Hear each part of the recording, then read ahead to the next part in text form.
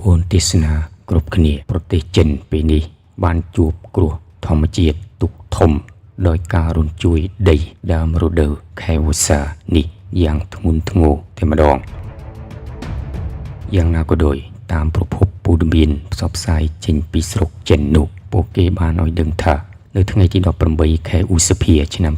2026ក្តៅនេះគឺមានករណីហេតុការណ៍គ្រោះរញ្ជួយដីយ៉ាងធ្ងន់ធ្ងរគួរឲ្យតក់ស្លុតខ្លាំងណាស់ដោយកើតឡើងក្នុងតំបន់ខេត្តលាវណានក្រុងលាវជូដែលស្ថិតនៅតំបន់ខ្វាំងជីភាគខាងលិចរបស់ប្រទេសចិននោះប៉ុន្តែយ៉ាងណាក៏ដោយយោងតាមប្រភពព័ត៌មានពីចិននោះដដែលនៅម៉ោងពាក់កណ្ដាលយប់អាត្រៀតទៅហើយម៉ោងនៅឯរាជធានីប៉េកាំងរបស់ប្រទេសចិននោះគឺមានគ្រោះរញ្ជួយដីនេះមានកម្រិតរលករញ្ជួយដីរហូតទៅដល់8គីឡូម៉ែត្រឯណោះហើយរលករញ្ជួយដីនេះក៏បានវាយប្រហារទៅលើតំបន់ខេត្តចិនសំខាន់រួមមានតំបន់ខេត្តលាវជូតំបន់ខេត្តគុយលីងខេត្តគុយកាំងខេត្តអ៊ូជើនិងខេត្តឈីព្រមទាំងតំបន់ខេត្តណានីងជាដើមដោយតំបន់ខេត្តចិនសំខាន់ទាំងអស់នោះត្រូវរងផលប៉ះពាល់យ៉ាងធ្ងន់ធ្ងរនៅគ្រោះរញ្ជួយដី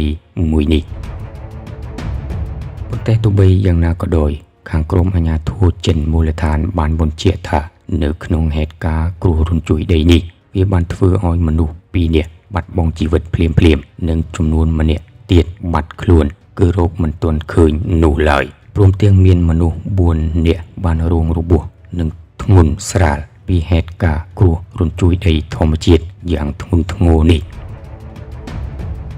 ម្យ៉ាងវិញទៀតនោះខាងក្រមអាជ្ញាធរចិនតំបន់មូលដ្ឋានក៏បានជម្លៀសប្រជាជនចិនប្រមាណ 7,000 នាក់ទៅទីកន្លែងដែលមានសុវត្ថិភាពដោយនៅក្នុងតំបន់គ្រោះរញ្ជួយដីនេះវាក៏បានវាយប្រហារទៅលើអគារចិនសំខាន់ឲ្យរងការខូចខាតចំនួន13ខ្នងអគារប៉ុន្តែទោះបីយ៉ាងណាក៏ដោយលោកមីនឈៀងគួងជាអាជ្ញាធរចិនមូលដ្ឋានក្នុងតំបន់ខេត្តលាវណាននោះបានអំពាវនាវឲ្យប្រជាជនចិនបដូរការធ្វើដំណើរតាមរថភ្លើងក្រោមដីមួយរយៈពេលសិនរហូតមានការប្រកាសជូនដំណឹងសារជាថ្មីពីអាជ្ញាធរចិននោះបើតាមការឲ្យដឹងបន្ថែមពីលោកមីនឈៀងគួងនោះបានបញ្ជាក់ថាគ្រោះរញ្ជួយដីដែលកើតចេញពីតំបន់ដំបូងគេក្នុងខេត្តលាវណានក្រុងលាវជូនោះវាជាគ្រោះរញ្ជួយដីដំបូងក្នុងឆ្នាំ2026នេះនឹងធ្វើឲ្យប្រទេសចិនមានការព្រួយបារម្ភខ្លាំងផងដែរ